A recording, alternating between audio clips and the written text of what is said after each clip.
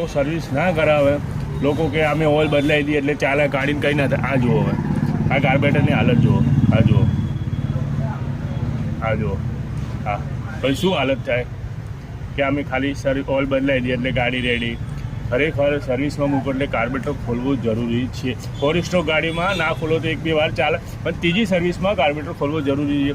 આ service time ઉપર ના કરાવે એનો આ કારણ, આ વસ્તુ શું થાય, સીધું હેડમાં જાય, હેડમાંથી વાલ ઉપર ઇફેક્ટ કરે, વાલમાંથી સીધું પિસ્ટન ઉપર જાય. તો તમને બધા મારા મિકેનિક ભાઈઓને ખબર હશે, અને આ તો જસ્ટ નવા કસ્ટમર હોય, અમારા સબસ્ક્રાઈબર છે, એમને બી ધ્યાન હોવું જોઈએ કે સર્વિસમાં કાર્બેટર કેમ ખોલવું પડે. એક સર્વિસ છોડીને બીજી સર્વિસમાં તમારે કાર્બેટર ખોલવું જ પડે. આ જો આવી હાલતો એટલે શું થાય, સીધું અંદર જાય કાર્બેટરમાં જાય એટલે અંદર ઇન્જિન ઉપર ઇફેક્ટ થાય.